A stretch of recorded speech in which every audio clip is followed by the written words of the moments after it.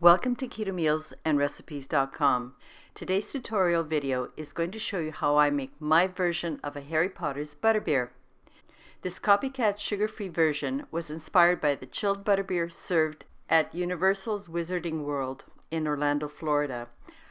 Also, this is a follow-up to my previous video, the Harry Potter Butterbeer fudge video. If you haven't seen it, I'll provide a link in the description below. In this video, I'm going to show you the 3 parts to make this refreshing cold butterbeer, so please keep watching. For your information, the macronutrient ratio for the Harry Potter's Butterbeer is an amazing 13.8 to 1, with 1.6 grams of total and net carbs because there's no dietary fiber. And this is for a full large mug of butterbeer. And there are 3 parts to making this recipe. Step 1 and 2 are ingredients, and you'll make a little extra than you actually use in the recipe, but you can use them in several recipes that I will be posting in the next few days. Now for step 1, which is to make the Butterbeer Syrup, which is very tasty, and the full batch is enough to make several more servings of butterbeer, or you can use it to make my next 2 video recipes. You should also know that this Butterbeer syrup is what makes the butterbeer really special and tasty. First, get a small saucepan, set it over medium heat, and add your water. Next, add the sweetener, which you have ground to confectioner powder, and also the salt, which is also ground to confectioner powder. Stir to combine and cook until the sweetener has completely dissolved and the liquid is clear again. Bring the simple syrup to a gentle boil, and as you're cooking, stir often. You want to keep cooking until the mixture reaches 240 degrees Fahrenheit or 116 degrees Celsius on your instant read thermometer.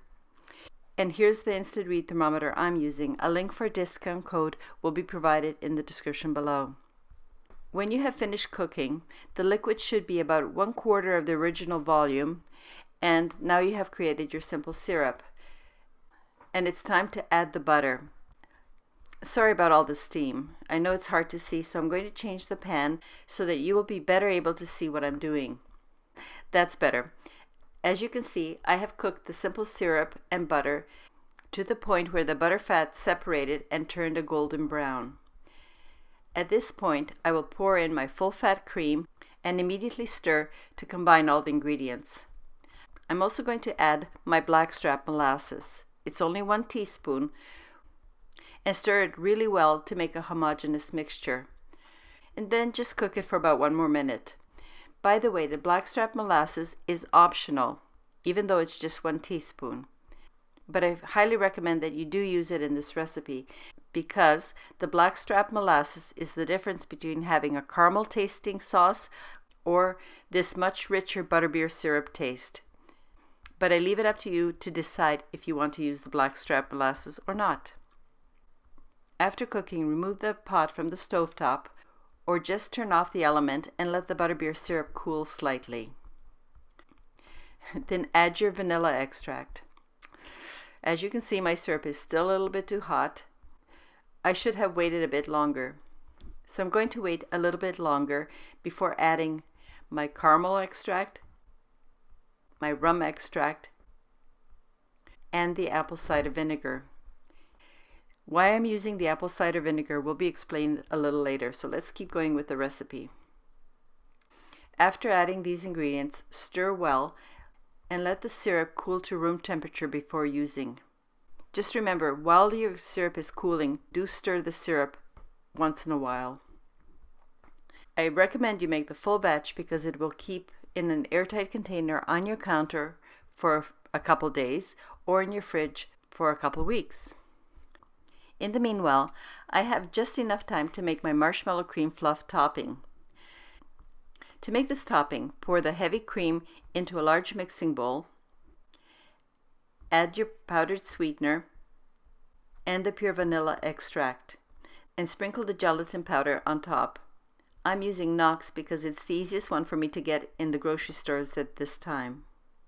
And then using a hand blender, immediately whip at medium speed and keep whipping to form a thick, creamy mixture, kind of like the froth you have on a latte.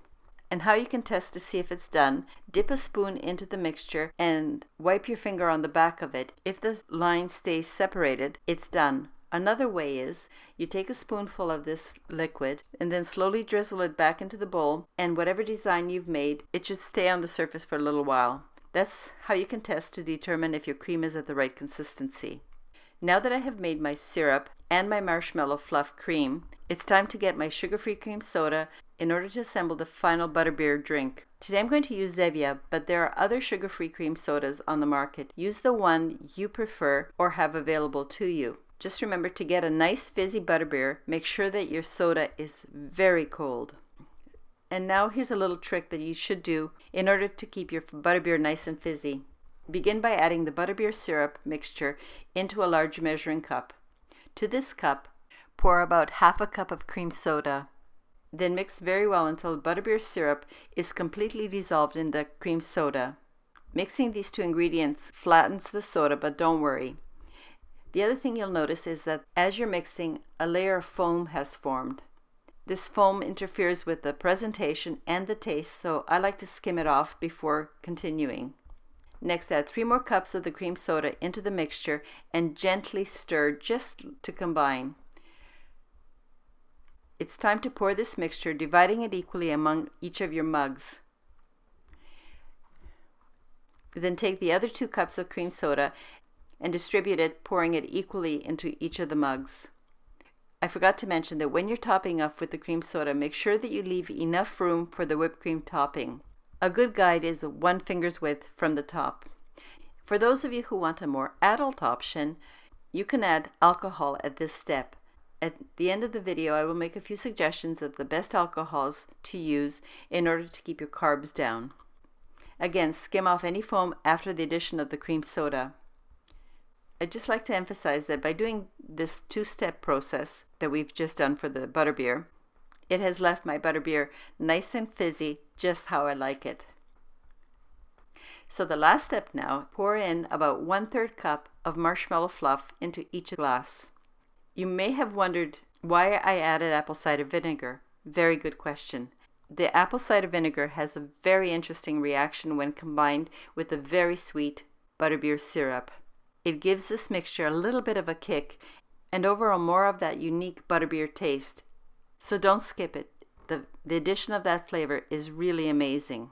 And it also helps to cut some of the overpowering sweetness of the syrup. For those of you who want to add a little bit of alcohol, depending whether you want it strong or weak, you can add the following to each large individual mug or to the full mixture for a slightly weaker cocktail. Okay, I would add about 2 ounces, 59 mils, or 57 grams of either plain or vanilla vodka or white rum, or if you want something a little bit different, I like to add cognac. If you're wondering about alcohol, spirits don't add a lot of carbs, if any, will add some calories and may also affect the macros slightly. But if you're having an adult party, the addition of the alcohol will create an amazing cocktail for grown-ups, which you can enjoy with your friends and your loved ones, while at the same time you can serve the base non-alcoholic Butterbeer to children or anyone who doesn't want an alcoholic drink. I truly hope that you will have fun making and enjoying this refreshing and tasty keto Butterbeer. I hope you have enjoyed this recipe, and if you have, please give this video a like and leave a comment.